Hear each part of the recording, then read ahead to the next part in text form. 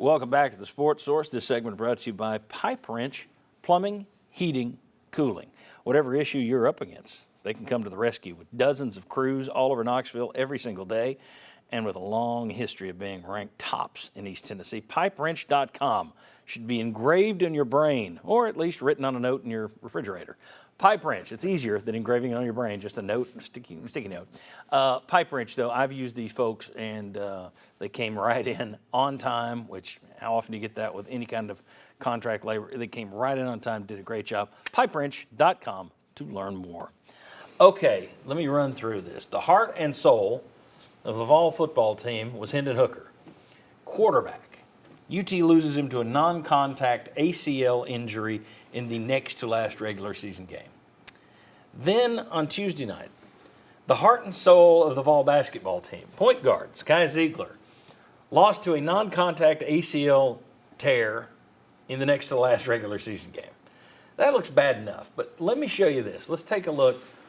The snake bit in March. Yet literally, this is every injury but a snake bite. Kyle Alexander. This is 4 NCAA tournaments here since 2018. Kyle Alexander, you lost him into the next to the last game of the year. He went out with a hip injury after the first game in the NCAA tournament. He had started all 34 games before that. He misses the Loyola Chicago game. Tennessee loses by 1. In 2020, 2021, it was John Fulkerson. He had started 24 of 25 games, got a concussion and a facial fracture in the SEC tournament, misses the Oregon State loss. Last year, Olivier Comlois had started all 22 games before he was lost to the season with an ankle injury in February. Tennessee goes on to lose to Michigan. Now, I'm not saying they lost all these games because guys were out. I think you can make a real good case with Kyle Alexander. But it certainly doesn't help you that 4 of your last 5 or 6 4 tournaments in the last 5 years, you have lost a starter in February or March going into the tournament. And then you throw in the quarterback situation this year. Sky Ziegler. Is Tennessee cursed? Is that school built on an Indian burial ground? No, it's actually built on caverns. Remember, it's gonna Thompson cave Bowling in. was supposed to cave in. Yeah. You know, the luck is terrible. I mean it's awful. the Kyle Alexander thing really cost a fantastic team an opportunity to go deep in that tournament. As Loyola Chicago did. Made As the Loyola Final Four. Chicago did. And the Zakai Ziegler thing, I don't think this team, I didn't have the expectations like I did for the team when Kyle Alexander got hurt. But now my expectations for the NCAA tournament are nothing. Yeah. You know, whatever happens, happens. I have no expectations. So, yeah, there's a little bit of hoodoo here. Okay. Is there a curse here? I don't believe in curses, but this one would make me. When it's non-contact, doesn't it seem like it?